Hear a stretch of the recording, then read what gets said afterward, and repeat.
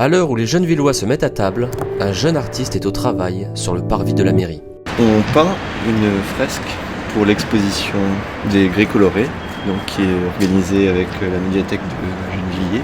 On est là tous les soirs de la semaine pratiquement, avec Kim, qui m'aide à faire cette fresque. C'est des personnages qui sortent d'un livre, et d'autres qui rentrent et en fait qui tournent, qui re-rentrent et qui ressortent. C'est un peu l'imagination qui tourne. Et si Victor est ici ce soir, ce n'est pas un hasard. Son univers colle parfaitement au thème qu'ont choisi de célébrer les médiathèques. La médiathèque de Gennevilliers cherchait une exposition pour leur thème de la couleur. Et donc en fait, j'avais fait un livre justement là-dessus. Et Kim, qui connaissait le livre, qui travaille à la médiathèque, a proposé le livre. Et donc ça collait bien avec leur envie de travailler sur la couleur. C'était même vraiment dessus. L'ensemble de l'équipe a vraiment accroché. On a vraiment été séduits par l'originalité de cette BD. Découvrons maintenant ses secrets de fabrication. On a rétro-projeté un dessin que j'ai fait en petit.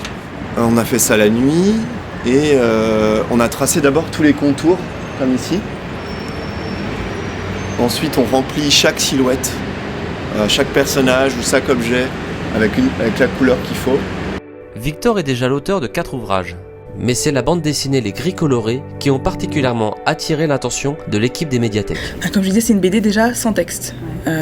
Vraiment là, le choix a été d'essayer de construire un récit en utilisant la couleur comme mode d'expression. Les personnages, au fil des pages, changent de couleur en fonction de leurs réactions, en fonction de leurs rencontres.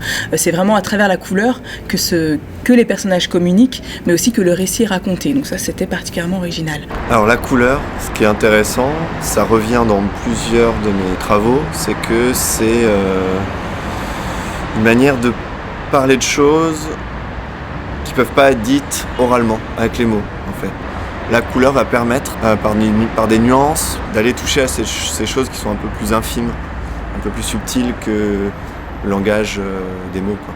Victor participera à plusieurs temps forts, mais d'autres rendez-vous sont au programme. Des contes, des spectacles, des concerts, et ceci dans plusieurs médiathèques de la ville. Leur point commun, célébrer la couleur, le thème de cette fête des médiathèques. On avait l'envie dans les bibliothèques justement de jouer sur la carte de la diversité, de montrer combien nos médiathèques c'était aujourd'hui des univers divers, des univers pleins de couleurs.